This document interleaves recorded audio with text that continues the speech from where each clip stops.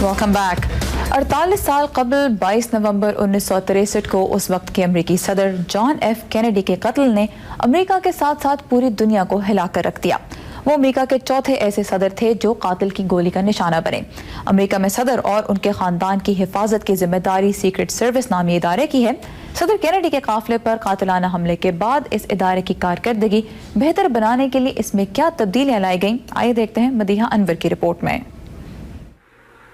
22 नवंबर 1963 को जब एक गोली ने उस वक्त के अमेरिकी सदर जॉन एफ कैनेडी की जान ली, सीक्रेट सर्विस के एजेंट क्लिंट हिल सदर के करीब ही मौजूद थे। इसमें कोई शक नहीं कि हम सदर कैनेडी को तहफ्फुज़ फ्राहम करने में नाकाम रहे। एजेंट जेरल्ड प्लेन भी उस रोज टेक्सास में मौजूद थे। उनका कहना है कि ऐसे किसी हादसे से बचाव के लिए सीक्रेट सर्विस के अफसरान की तादाद कम थी। 1963 में सीक्रेट सर्विस के पास कुल 330 एजेंट थे, जिनमें से 34 व्हाइट हाउस में तैनात थे। सीक्रेट सर्विस के ये एजेंट्स इन तस्वीरों में सदर के साथ नुमाया हैं, मगर ब्लेन कहते हैं कि इन एजेंट्स के पास आपस में राब्ते के लिए कोई मौसर जरिया मौजूद नहीं था। उस वक्त हमारे पास रेडियो नहीं होते थे और हम हाथ के इशारों से बात करते थे। हम उन चीजों पर कड़ी नजर रखे हुए थे जिनसे हमें खतरा था और एक टीम के तौर पर एक दूसरे के इशारों पर इंतजार कर रहे थे। लीसा मैककबन एक मुसन्निफा हैं जिन्होंने द कैनेडी डिटेल नामी किताब लिखने में ब्लेन की मदद की है। उनका कहना है कि सदर कैनेडी के कत्ल से सीक्रेट सर्विस में मौजूद खामियां नुमायां हुई। सदर कैनेडी के कत्ल के बाद कांग्रेस ने सीक्रेट सर्विस की हिसास नौयत का एहसास करते हुए उसके बजट में इजाफा किया, जिसका तकाजा सीक्रेट सर्विस की जानिब से बहुत अरसे से किया जा रहा था, क्योंकि वो जानते थे कि उन्हें दिए गए महदूद वसाइल में अमरीकी सदर का तहफ़्फ़ुज़ यकीनी बनाना मुमकिन नहीं। क्लिंट हिल सदर कैनेडी के कत्ल के बाद भी सीक्रेट सर्विस का हिस्सा रहे और तंजीम के सरबराह के ओहदे तक पहुंचे। उन्होंने सीक्रेट सर्विस में बहुत सी तब्दीलियां होती देखी, जैसा कि खुली गाड़ियों में सफर पर पाबंदी और एजेंट्स का आपस में राब्ते का मौसर अंदाज। मगर हिल सदर कैनेडी के कत्ल के बाद पेशा वराना गफलत की पशेमानी में मुब्तला रहे और 1975 में रिटायर हो गए। कई माह बाद कैलिफोर्निया के दौरे के दौरान अमरीकी सदर जेरल्ड फोर्ड को भी कत्ल करने की कोशिश की गई। 1981 में एक मरतबा फिर अमरीकी सदर को गोली का निशाना बनाया गया। सदर रोनाल्ड रेगन वाशिंगटन के एक होटल से निकल रहे थे जब एक शख्स ने उन्हें गोली मारी। इस मौके पर सीक्रेट सर्विस के एक एजेंट टिम मैककर्थी के पेट में गोली लगी, जबकि सदर के प्रेस सेक्रेटरी भी इस हमले में शदीद जख्मी हुए, मगर कोई हलाक नहीं हुआ। मैककर्थी कहते हैं कि इस हादसे के बाद सीक्रेट सर्विस के ढांचे में मजीद तब्दीलियां लाई गईं।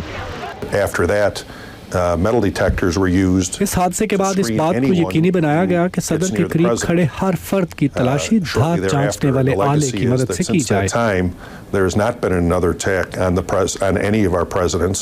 गो के सदर कैनेडी का कत्ल सीक्रेट सर्विस के ढांचे में बहुत सी तब्दीलियां लाने की बुनियाद बना, लेकिन हाल ही में पेश आने वाले चंद वाक़यात इस बात का सबूत हैं कि अमरीकी सुदूर अभी भी खतरात की इज़्ज़त में हैं। 11 नवंबर को एक 21 साला शख्स ने व्हाइट हाउस पर एक के बाद दीगरे कई गोलियां चलाईं, जिसे गिरफ्तार कर लिया गया। कैन फेराबो के साथ मदीहा अनवर, उर्दू VOA।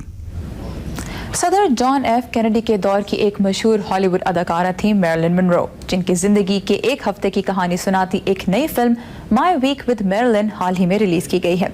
इस फिल्म में 1950 की दहाई के उन अयाम को मौजू बनाया गया है जब मैरिलिन बरतानिया में अपनी film the prince and the showgirl की अक्सबंदी में मसरूफ थी। इस कहानी में माजी के दौर को मौसीकार कॉनराड पोप ने किस तरह जिंदा किया है, बता रहे हैं साकिबुल इस्लाम।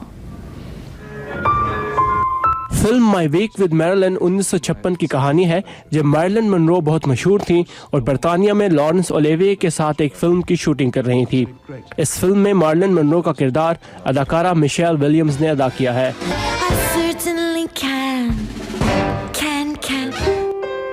हॉलीवुड के मौसीकार कॉनराड पोप ने इस फिल्म की मौसीकी तरतीब दी है। फिल्म बनाते हुए 1950 के ज़माने को निहायत खूबसूरती से दिखाया गया है, जिसमें मैरिलिन मनरो और एक प्रोडक्शन असिस्टेंट के दरमियान जज्बाती ताल्लुक की कहानी बयान की गई है। हॉलीवुड में अपने स्टूडियो में इस फिल्म की मौसीकी को तरतीब देते हुए मौसीकार कॉनराड पोप ने पियानो पर 1950 की धुनों को दोबारा से जिंदगी देने की कोशिश की। Marilyn Monroe, of course, is this iconic figure. Marilyn Monroe एक कदावर शख्सियत हैं और ये उनकी शख्सियत के मुताबिक मौसीकी तरतीब देने का मौका था। वो एक जज्बाती अदाकारा थी, इसलिए मौसीकी में इस पहलू को इस्तेमाल करने की गुंजाइश ज्यादा थी।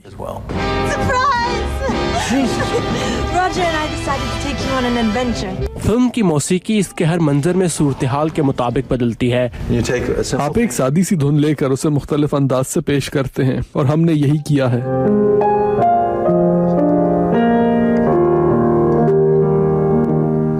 कॉनराड ऐसी दर्जनों फिल्मों में मौसीकी पर काम कर चुके हैं। एक मौसीकार के तौर पर उनका कहना है कि इस फिल्म ने उन्हें बहुत कुछ करने का मौका दिया है और ये उनकी सबसे बड़ी फिल्म है। मेरे ख्याल से हॉलीवुड के किसी भी मौसीकार के लिए ये एक ड्रीम प्रोजेक्ट था। कॉनराड का कहना है कि इस फिल्म में मौसीकी फिल्म की कहानी को आगे बढ़ाती है और मैरिलन मनरो की जिंदगी के मुख्तलिफ पहलुओं पर रोशनी डालती है। मैरिलन मनरो 1962 में 36 साल की उम्र में वफात पा गई थी। माइक ओसोलवान के साथ साकिबुल इस्लाम, उर्दू VOA। खबरों से आगे में अब देखिए पाकिस्तान के अहम मामलात पर आपकी अपनी राय। हम रख रहे हैं आपके सामने पाकिस्तान को दरपेश चैलेंजेस, जिनके हल के लिए आप अपनी तजावीज़ हमें भेज सकते हैं फेसबुक पर तहरीरी और वीडियो पैगाम के जरिए। अपनी सोच को अल्फाज दीजिए और हमें बताइए कि अगर पाकिस्तान को दरपेश मसाइल हल करने का मौका आपको मिलता तो आप क्या करते। आज के लिए बस इतना ही। आज के शो में शामिल रिपोर्ट्स के बारे में आप हमें फेसबुक के जरिए अपनी राय से आगाह कर सकते हैं। हमारा यूजर नेम है खबरों से आगे, और इसके अलावा ताज़ा तरीन खबरों के लिए आप हमारी वेबसाइट urduvoa.com पर लॉग इन कर सकते हैं, जहां हालात हाज़रा समेत जिंदगी के मुख्तलिफ शोबों के बारे में आपके लिए वीडियो रिपोर्ट्स और मज़ामीन मौजूद हैं। हमें इजाज़त दीजिए। अल्लाह हाफ़िज़।